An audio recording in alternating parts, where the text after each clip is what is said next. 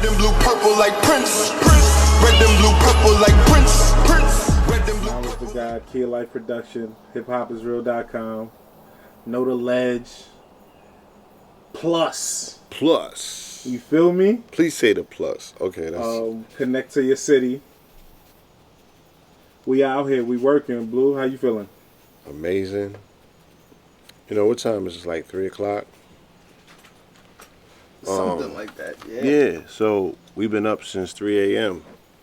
It's 3:18. 3:20. I woke up around 3:33, so... I woke up at exactly 3:19 this morning. Yeah, so that makes it 12 hours? 3:19. It's 3:19. I literally woke up 3:19. Does that make it 12 hours when it... Yeah, literally just right now as we're speaking. 3:19 is what I woke up and saw on my phone this morning when I woke up. That's crazy. So you come in full circle in the literally night. right now as we speak. You woke up in the dark, you know, and that's very momentous because one of the main points that we want to stress is that when you start your day off, especially before the sun comes up and you're laboring, right? You're pushing yourself or you're for any means of labor because a man has to provide ways and means for himself. You know what I'm saying? So labor is something that we've been ordained to be able to maintain, right? To put grain and things of that nature on our plates. So we wake up in the morning and we go eat plates. Not plates of food, we eat steel plates for food in the gym, right? From 4 to 6 a.m. in a place called Madhouse Mayhem. And by the time the sun rises, you already see the sun in our eyes. And our solar plexus is already, you know,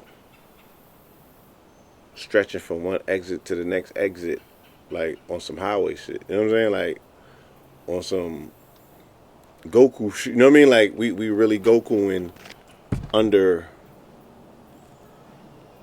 the night sky. It's actually the new day making way for the sun to make his grand appearance, and we right there waiting for it, having already done before the sun, which most people don't get done in a whole day. Real talk. And in terms of what we push ourselves through to get up out of there, only 1% of the planet is going to undergo that amount of pressure. And we off of 7 grams of mycelium, so you're feeling it in every orifice, every cell, to the quantum level. You are feeling the pain. The pain is so amplified. 7 grams, that's a lot of amplification of pain. So either one or two things are true. Either we're crazy or we're madmen and we figure something out. Because not only am I not in pain right now, but I feel the greatest I've ever been. So I'm saying that we figured out how to get past the threshold of pain. At least that's what I'm saying. And I hope that, you know, eventually, momentously, at some point, all of the brothers and the sisters in there can join me in assembly in seeing that through breathing, through really learning and concentrating how to work our core, like cauldrons, and create that endothermal fire where you are compressing daily lead into base gold, then you're doing a process called creating ormus. And I sell liquid gold, I sell ormus gold. I have monatomic and I have colloidal and Gold Water as a business and a brand. So Gold Water as a business and a brand also is sponsoring this 144 days transformation where I push this vessel under so much pressure and extract so much light from putting weight underneath piezoelectricity. I'm going to show you how to create a gold body and then a light body. I'm going to go full Goku. So with that being said, even when it comes to politics, a person that identifies such as myself and walks like I do, they might vote red because that's the party that speaks to masculinity, you know, that speaks to the Western ethos that sun's out, guns out. You know what I'm saying? And this cowboy shit and this Western shit. and it's their version of what they consider to be male masculinity, and no knock to them, but we the black Republicans, you know what I'm saying? And that's just a moniker. People don't get in their feelings. Oh, black is a quote unquote it's a fiction. Well, there's a lot of people that are stuck underneath that fiction. So as Morpheus, as the blue pill, I always go into the Matrix to get the job done and get the people up out of Matrix. I've done this in different iterations of my life and my career, my existence, manipulating this character. So now we on to a new page and a new phase where, you know, we are stepping into leadership. You gotta have legs for leadership. Is the campaign. Do you have the legs for leadership? You know, challenge your leaders to get into the gym. If they say that you can carry, if they can carry you, but they can't carry themselves, or they can't carry the weight, you are the weight. The weight is the problems. The weight's going to be the obstacles. Do they have the endurance? Do they have the drive? Do they have the tenacity? Do they have the testosterone to speak to you, such as leadership? With that being said, you're speaking about leadership. You're speaking having the legs to stand on things, and can you carry the weight? Our last presidential election, how was the leadership looking? Was they carrying their weight? Are they walking? You know what I'm saying? You know, of course, we're not, you know, white leadership, whatever. Black leadership is going to do how they do, but with the leadership of America, the umbrella that we are up on under the corporation or whatever, how are you looking at the leadership? The CEO, the president of the companies, fighting to be the president. The leadership, the question of quality and the question of active leadership is almost in the basement in the toilet, because I'm the type of person that, once again, I keep explaining to people, I hear what you don't say when you're talking. You know what I'm saying? I'm always listening for the white noise. I'm a super diligent listener in that, you know, perspective, because I'm always listening to what's not being said. Or when I heard what you just said, that also means you're saying that as well. And that means if you're saying that, that means that that's that. And if that's that, then that can't be that.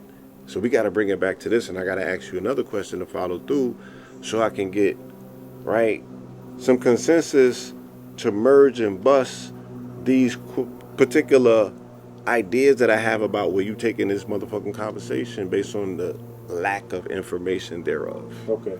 Right? And they like, that shit sounded like a whole motherfucking Living Color skit, my nigga. You know what I'm saying? Yeah. So what's the question? Huh? What's the question?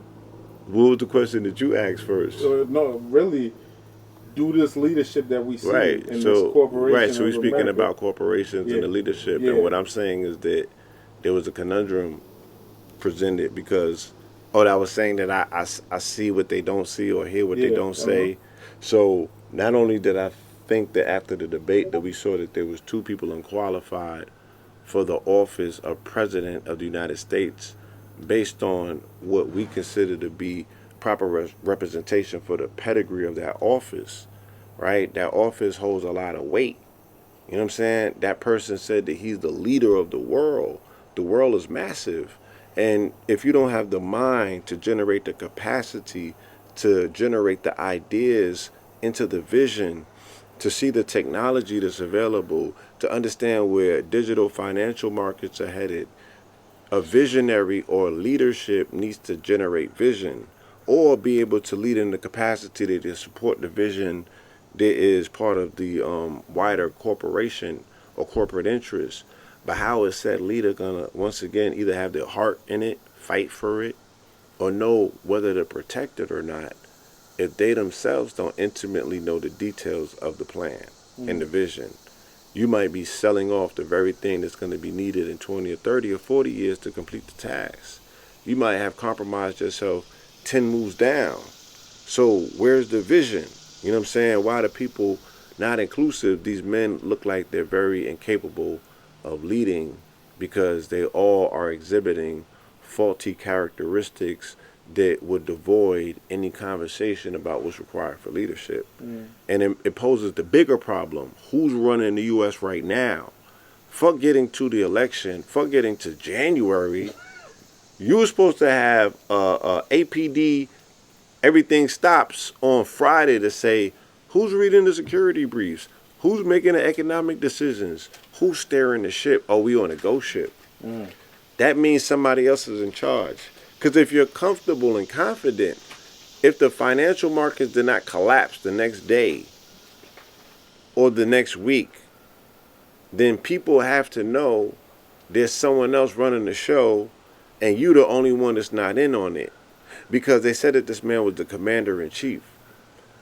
But they also didn't tell you that he went to Europe to say that he had beef with Russia in front of NATO, while Russia had warships 25 miles off the coast of Florida. That threat wasn't neutralized. They sent their own quote-unquote craft, but these people got close enough to get a nuclear submarine craft over here. And that happened right after the consolidation, which almost became the solidification of the Americas by Zionist states. So we know the Zionists control the elections in the U.S. They donate to both sides. 50 cents for you, 50 Biden cents just said for he's a you. Zionist when he was talking to Speedy the other day. Okay, Yeah. right. It's very They asked clear. him, like, are you a Zionist? He said, yes, Yeah, of course. he's a Zionist, Yeah. right? So we know what we're looking at. So America, Zion. Zionists got into the office in Mexico. And there's somebody pledged to Zionism that's in the office in Argentina. And we know that Canada is run by the British Crown, and Britain set up Zion, right? So the Zionists had the shit closed, the Americas from top to bottom, so the middle becomes soft and up for grabs. The day that she became president, I was like, we're going to be able to tell if this is an economic play politically if someone goes to, if Russia pops up in the middle territory of the Americas, then you know that they're the only ones left out on the play, and they have to consolidate power because now the Zionists are able to run down on the Bolivias, the Colombias, the Panamas, the Nicaraguas, right, the Haitis, the Cuba, right, the people that don't fuck with or have not pledged to that shit, have not caved to that shit that the Zionists bring in terms of wanting to own all of these natural resources and control the politics of the smaller islands. And these smaller islands are so key and integral. They represent so many like, that's us not knowing our legs. That's like you skipping leg day and you all chest heavy. We are some of the grandest people on the planet ever, and we move economies left and right, but we're stuck like Chuck in our own neighborhoods in our own way, and everybody slap our face on a product, and the shit moves immensely, mercurially around the planet, god damn it, and we ain't getting paid for nothing but pennies, no, fractions of pennies, just on ad revenue share royalties for our name, image, and likeness. And there are other expansive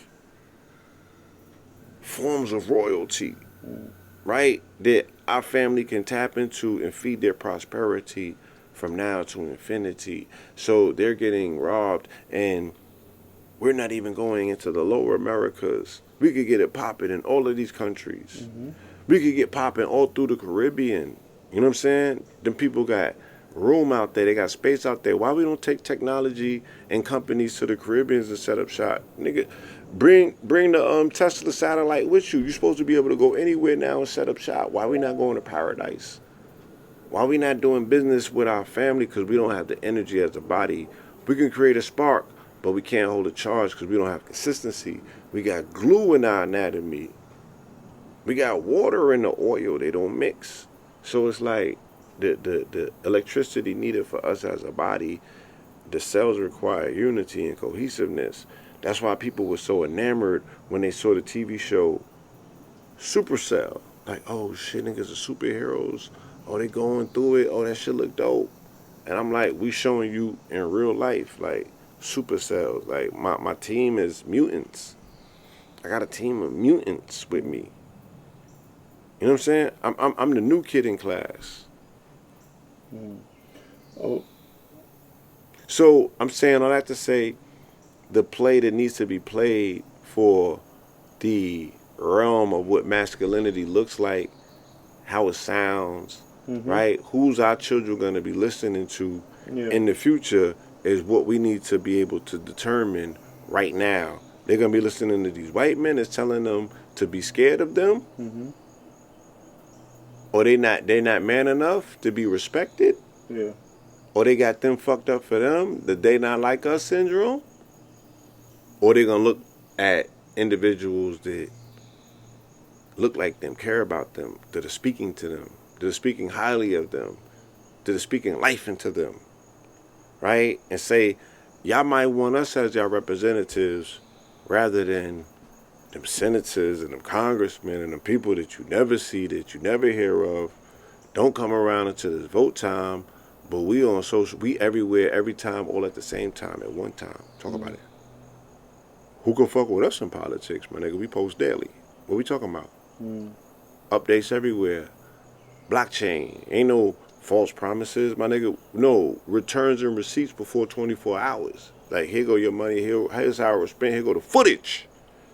And the thank yous, and you already got your rebate back. So we good money if we continuously show people how you really govern. Like, yeah, I seen all that shit that they did.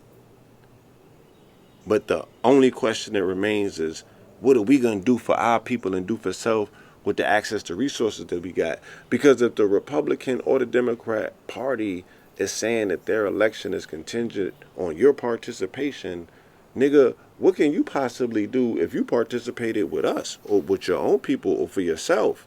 Because they keep telling you how much power you got, and you keep telling me how much powerless you are, and 1 and 2 don't mix. Yeah, because they fighting for that black vote. They doing everything. They chucking and jiving for that black vote. They hoeing themselves, nigga. They out here Amber Rose out here like stripteasing, nigga. Whoever. For your vote, nigga. They twerking for it. They doing everything. They busting it wide. They bending it over, backwards. They willing to do whatever. They freeing Kodak. Gargle, swallow. Yeah. They bring Chef G to the whatever it takes. Yeah. Nigga, you important. You play a Amber role. Rose like she a super politician after that speech. I said, damn, Amber Rose got more headline than the niggas that spoke, like the governors and senators. Because it's about image. It's about media. It's about they want to reach the people she represents. Yeah. They want to bring them over. It's a play that needs to be played. But what we need to stand on the stage and say is how can even be a Project 2025 or anything that they're proposing, how can you eradicate or erase African American history, melanated history, and we're the ones who founded the Republican Party? So it's on some Thanos shit. You cutting your nose to spite your face because these people don't know that. Nor do they have the authority, the dignity, right? The articulation, right? The ability to engage in investigation, to show and prove before they close the door on you and say, yo, y'all can't think for yourselves no longer. This what you have us for, right? We got a broadcast network where we're going to be able to explain to people in real time without being censored what's going on, what they in store for. You know what I'm saying? And why they will want this person, yay or nay, for 4 more.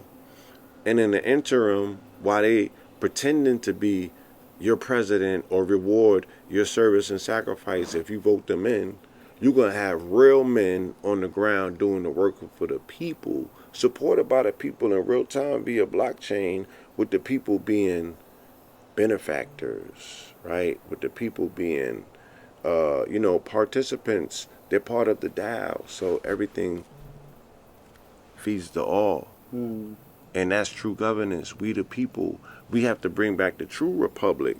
So that's why I said the Black Republicans, but it's going to be called the Purple Party. Now, you said the black people created the Republican Party. Yes. A lot of people would be like, "What?" They got to go do their research. You know what I'm saying? It was created for them, and it was created by them. FUBU. Look up Black Republicans. That wasn't just a song made by Jay-Z and Nas, my nigga. Like we dominated politics immediately after slavery, and we wasn't Democrats. All of us was Republicans. We ain't become Democrats till after JFK. Do you know that? Until the 1960s. But all of the 1800s and everything up into that, when we were in politics installed in it, right? And then the Dixiecrats, they got the Dixiecrats that came and they established what's called the Deep South. And that's what we live in right now. Mm-hmm. The Deep South, right? Where even with a red state such as Georgia, you got Atlanta as blue, but the Dixiecrats is the ones in Wilmington, North Carolina, who rioted and shut down and literally, had a coup and ran out quote unquote American politicians. They was melanated. They was running the city. They had shit popping. This is worse than Black Wall Street. Because these was titans of industry. These was men that was really getting to their billies and their business. And they shut them down. You know what I'm saying? They ran them out like they pulled the coup on them. Took the government back from them and established the Dixiecrats. And that's who the Dixiecrats, the Democrats, was until after LBJ made the great the great deal, right, and created all these social programs that our people have benefited from: Medicaid, WIC, welfare, HUD, all of these different federal programs came by way of an act called the Great Society. That was, after the Civil Rights Act, and all of this happens, around the same time that MLK gets assassinated on April 4th, 1968, and then all hell breaks loose. Then they start grabbing niggas up because the cities is going on fire. They turned up, niggas getting revolutionary. Then Vietnam comes, and then they send them off. Whoever don't stop, whoever they ain't send. Put the Doogie in the hoods. Put the Doogie, and them brothers came back on Doogie. Then it was just a Doogie affair. And then not too long after that, crack cocaine. And what we're living in is post that. Stop blaming it on slavery. Our people were politicians and senators. That's what I'm saying. If you go and do your research, think about the pain body, my nigga, right? And we've seen this physically in our own time. And you may have experienced it yourself. And even on some workout shit, a nigga could tell me all the vainglorious shit in the world. If I did the type of shit that knowledge about to flash on the screen and I get my muscle ripped, I'm going to go through pain. And the only thing that I know is you can't talk that away. You can't hype me up to tell me that I ain't feeling what I'm feeling, right? But niggas as leaderships get in front of people and be like, nah, you ain't going through what you going through. They like, nah, they in pain. And people could only see the world from their pain body, because their pain body, like when I'm working out, even if it's off 7 grams of mycelium, my body is so present in my body, nigga. There's no leverage to get into no psychedelic fantasy hallucination shit. I'm making sure that shit is presently here, feeling every fiber of muscle getting torn and ripped. But the mycelium is stitching it at the same time as well. If you have that level, I guess, genetically, to be able to incorporate that shit like venom, right? So even with that analogy, right, of the muscle and how it tears and how it mends, and the pain body and things of that nature, right? That's how we're taught history, right? So if slaves just came out of slavery, what did they ever do to redeem the pain that they must have been born through generationally? Did they get right out? I got 150 inventions, state senators, politics. Where did they go to school to learn? It's like we don't ask the obvious questions. Y'all just said that they know how to read and write. How are they politicians? How are they school teachers? Like, you just don't learn how to read and write to become a school teacher. Yeah. You know what I'm saying?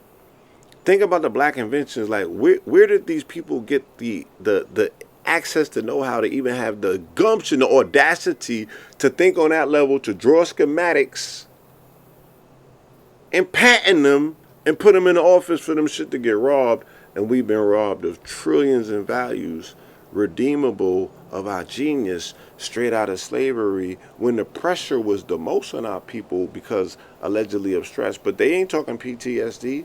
They was getting busy. They was building. They was moving. They was migrating.